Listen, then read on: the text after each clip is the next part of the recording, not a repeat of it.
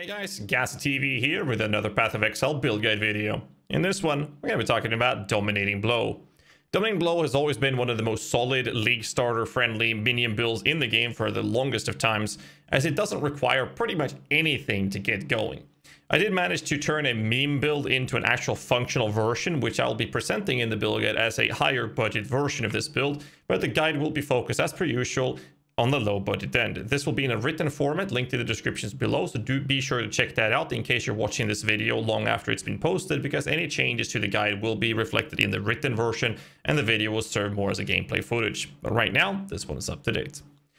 So the low budget build guide is very specific when it comes to how it's played, and basically you need to hit enemies with your Dominating Blow build or ability, and then either you need to generate a killing blow or the enemy needs to die from other sources shortly after you've hit it. Now, there are a couple of ways you can manage this, and that is by either having utility minions on the side that's actually doing the main source of damage in the early stage, or you're hitting a unique or a rare target where you have a 25% chance on hit to summon a Dominating Blow Sentinel. So what's really cool with the Dominating Blow is that the Dominating Blow can generate up to a ton of extra minions, but 9 Dominating Blow regular normal Sentinels, 3 Mage Sentinels, Magic Sentinels that is, and 1 Rare Sentinel with the possibility of a Helmet enchant to give you 2 Rare Sentinels. There is a alt quality variant of this called a Phantasmal, which will give you 2 extra Sentinels at 20% quality, so every 10% quality on the actual Dominating Blow gives you another Sentinel, a regular normal Sentinel to summon, which we'll be playing with in the higher budget version, which is very fun to play. This is a more of a clear speed oriented build rather than a bossing build, even though the low budget could actually handle endgame bosses. It took a little bit of time, but the build's rather sturdy and tanky even whilst wearing a tabula rasa, which actually showcased that the build can very easily handle the endgame bosses on a lower budget scale. When it comes to leveling this build, you can do this through a very different type of approaches. You can use the freezing pole strategy. You can run with Spark all the way up to level 12. The written guide will cover this more in detail. And level 12, you can switch over to Absolution. And you could run with Absolution all the way to 70 plus or even higher if you want to before switching over to Dominating Blow. But if you want to play the build as it's designed, at level 28, you're actually able to switch to Dominating Blow. However, I would not recommend switching till after Dominus in Act 3 is dead, because the minions don't really have a good time versus that boss. So the tree, when you're leveling, you have 2 different choices. Either you can go out through the spell damage version here and then move to the left to get Enduring Bond to make it easier for your Absolution minions during the leveling progression to do more damage, and then just follow the tree basing off into the left side for more HP, and then heading straight up for sacrifice so your zombie stays alive, spiritual command, skip the block nodes early, get the HP, and run into these nodes here on the left hand side. After that, you want to rush down to Resolute Techniques and you'll be good to go with the Dominating Blow ability for the rest of the game. After this, you kind of want to just mix and match whatever you feel that you need. If you're good on defense, then you can pick up some extra damage, such as the Grave Pact nodes, or go all the way into the right for minion survivability. If you're feeling that you're having issues surviving yourself, prioritize getting the life nodes. Going down here allows you to get the Determination Reservation Mastery to pick up the Sanctuary, as well as the HP nodes, armor is on the left-hand side. So plenty of options. It kind of depends on what kind of gear you have whilst you're leveling. But this is the tree designed to be finished at level 93. If you're lower level, all you can do is simply cut off some extra nodes, such as the 5% life up here, which I wouldn't really recommend. I'd rather start by cutting the extra block nodes on the top side on the left here, as well as cutting off the jewel slots. By cutting those nodes off, you'll save in a lot of points and the build can be finished much sooner with a little bit less efficiency. Skill-wise, we're going to be using a Dominating Blow with a chance to poison, because this is a poison poison Dominating Blow character, which means we'll be scaling Unbound Ailment, minion damage, multi-strike for single target, and Predator for single targets. And when you're doing clearing, you want to switch those 2 gems for melee splash and minion speed instead.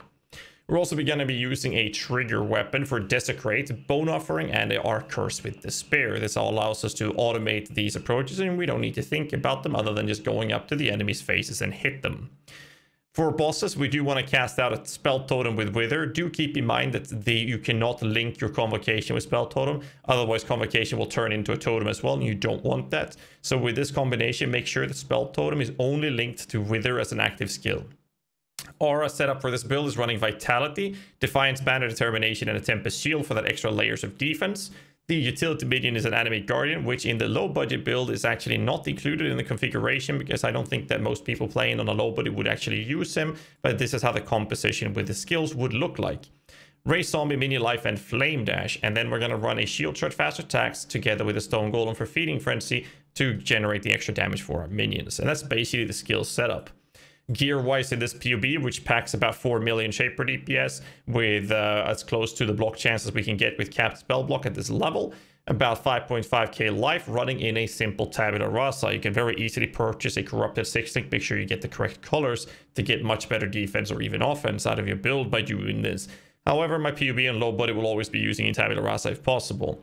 The weapon is a Deafening Essence of Fear, which gives you that amount of minion damage and a little bit of attack speed on a Gemini Claw. Very important for the higher endgame content that you get a Gemini Claw because it gives you mana gain on hit as well as life gain on hit. This helps you automatically self-sustain the mana cost of your abilities and also helps you up with some life gain on hit. And you want to put a bench crab for Trigger Socket the spell in there.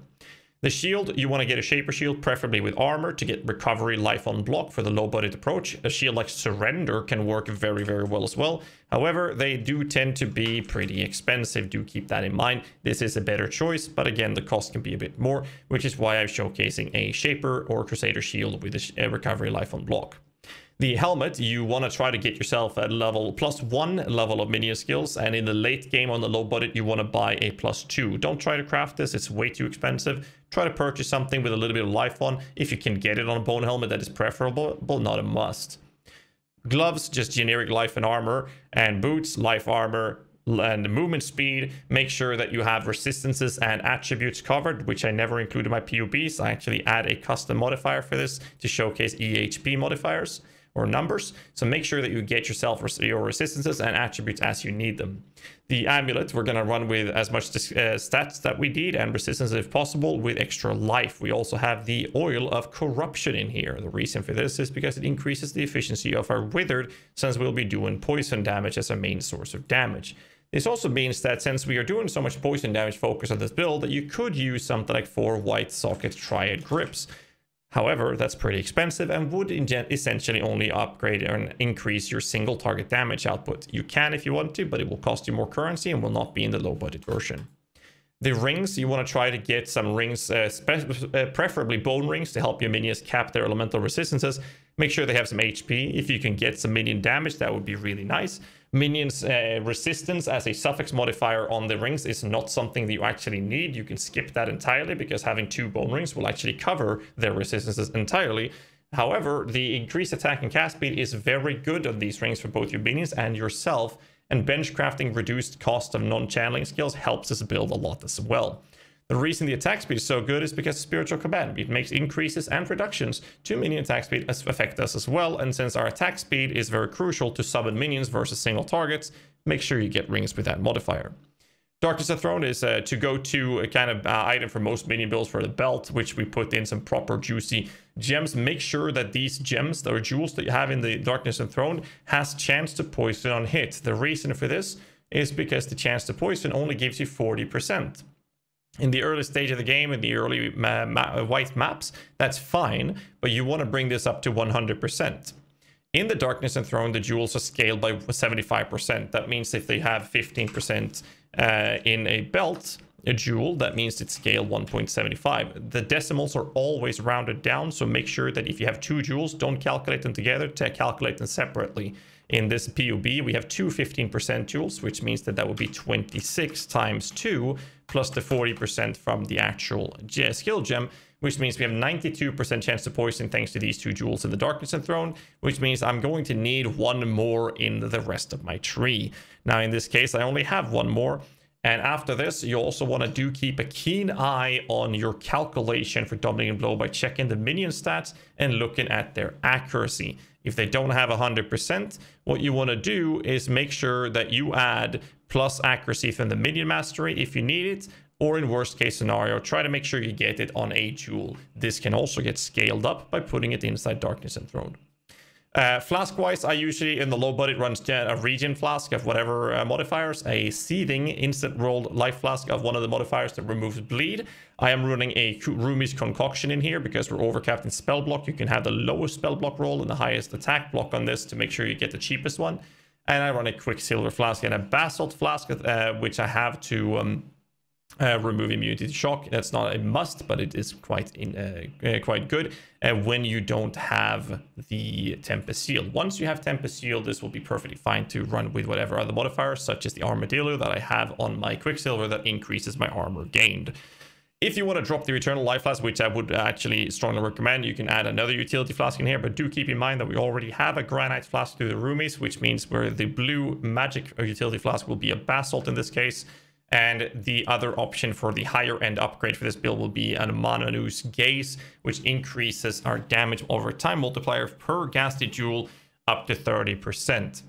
Now, this jewel could be in the Darkness of Throne, but it does not increase the actual cap. It only increases the amount of percent you get per jewel. So by having it anywhere else, basically you'll need 5 jewels with this one included to maximize the efficiency of this build. And that's what we have. We actually have 6 jewels in this finished product. But keep in mind that once you equip this, you want to have a bunch of other Ghastly Eye jewels to make use of the actual scaling of it. Pantheon-wise, it's a matter of personal preference. I usually run with Brine King and Shakari, but other than that, it's pretty straightforward. When it comes to the Ascendancy nodes, however, I would recommend rushing Mistress of Sacrifice for the duration. This helps out both your Dominating Blow, but also your Absolution in the early stage of the game. And then I would run down to Mindless Aggression, and then I will pick up Bone Barrier if I feel that I need the defense. If I don't, I will take Unnatural Strength. Mostly I would go Bone Barrier so I can feel sturdy enough to handle Uber Lab, so I can get this one without risking to die during that fight. So that's how I progress the Ascendancy nodes. It's a matter of more of a preferential idea of which one you want to go with. And that pretty much sums up the idea of this build. It has been able to kill endgame bosses with a Tabula Rasa, which you can see in the gameplay footage. The boss took quite some time to kill, but we were never in a risk of dying. I didn't really feel that I had to stress or know the fight in and out. All I had to do was just look at what's happening, dodge the abilities it needed, and even if I got hit, the build would actually survive it. So it was very comfortable to do the boss, even if it took some time to do at this budget.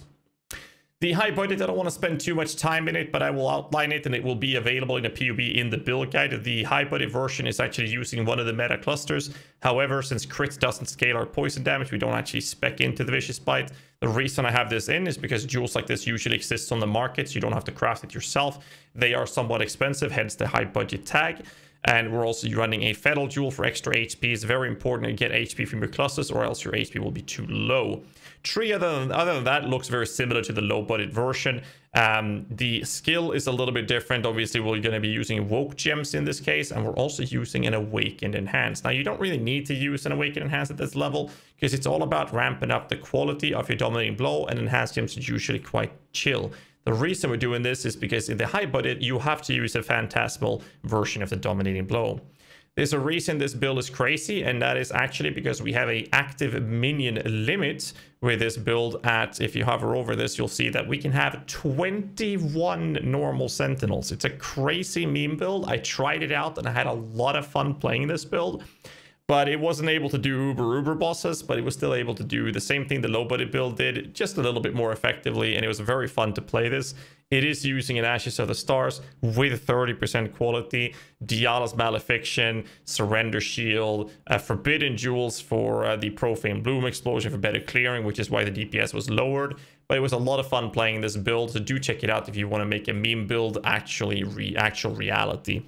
But that's basically the gist of the Dominating Blow build. I think that this is a very fun build to play, even though it's not the best build in the game. It's very sturdy, very effective as a league starter, and but most importantly, it's just a fun build to play. If you had fun playing this build, or if you want to play this build, let me know in the comments below. Don't forget to hit the like button, subscribe for more content, and if you're watching this video long after it's been posted, make sure you look at the written guide, which is linked in the descriptions below, so you're watching the updated version of this build if there's any changes. So till next time, as always, stay safe, keep rocking.